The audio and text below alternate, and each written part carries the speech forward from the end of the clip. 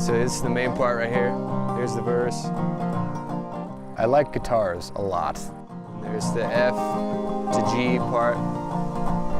And I wanted the bass originally, but my dad said, it's like, no, you don't want to play the bass guitar, you want to play the guitar. It's like the guitar players get all the women.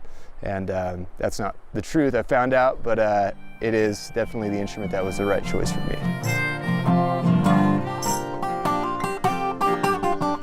Yeah, like that. They call it mountain music, written and recorded far away from any city. Mother Nature is their muse, and a captive audience their only critics.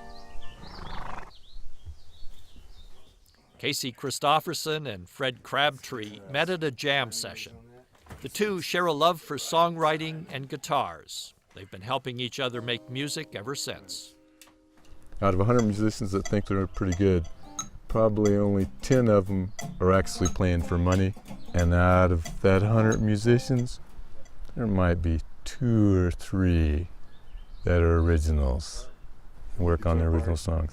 Casey, my friend here, is one of them, and so am I. And then there was the harmonica lead right after that.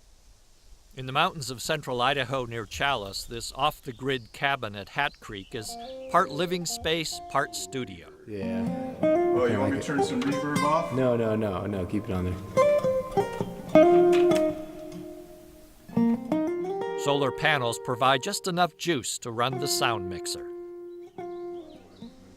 Try not to do too many lead licks, we'll add them in later. Just get a good rhythm track. Remember those spots. Ready? You know, I decided to record with Fred just because I knew that I could be more creative. And I knew that I would be more comfortable in recording, you know, and laying down tracks with him. Won't you give me something more? I've been trying to settle the score, and I spent all my wishes in the winter time, and now I hope that bluebird will be mine. It's really surprising to me the amount of sound that we got from just the two of us in that little cabin. You know, with that one microphone, it was pretty impressive. And that's what's special about Hat Creek Sessions, is that it is about as raw as you could get. His connection to the Sawtooth and the White Clouds wilderness inspires much of his music.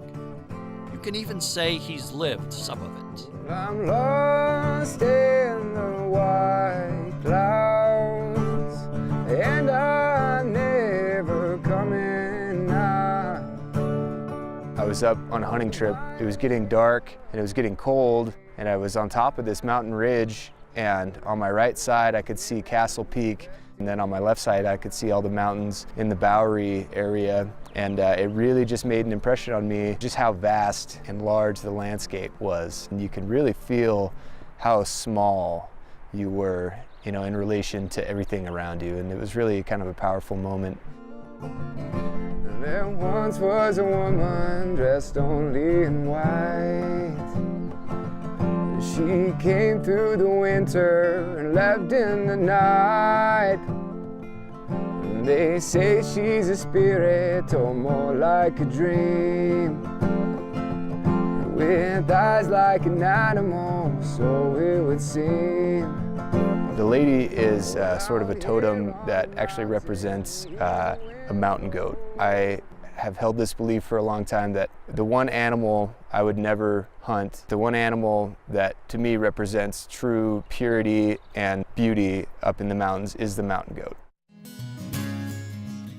Casey feels compelled to write music, but he knows making a living from it will be a real challenge. I'm lost in the white clouds, and I'm never coming. He plays gigs around the state and works seasonal jobs to make ends meet. The life of an artist. The rancher has given new breath to his child.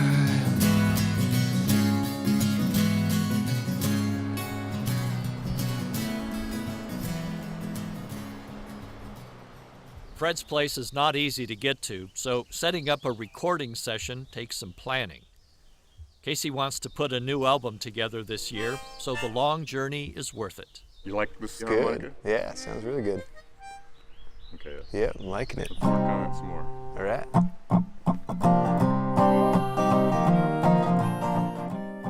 time on his side and a head full of songs, Casey's future seems certain. Won't you give me something more? I've been trying to settle the score, and I spent all my wishes in the winter time, and now I hope that bluebird will be mine. I just love to play music. That's just what I would like to do with the rest of my life. If the world was built by a gypsy queen, she ran her life into a dream. The real world falls like a guillotine, and it's a concrete jungle, so it seems.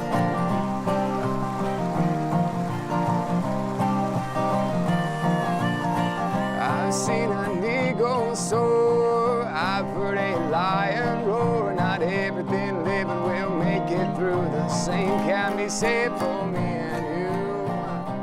Funding for Outdoor Idaho is made possible by the Laura Moore Cunningham Foundation, committed to fulfilling the Moore and Bettis family legacy of building the great state of Idaho, by the Friends of Idaho Public Television, by the Corporation for Public Broadcasting.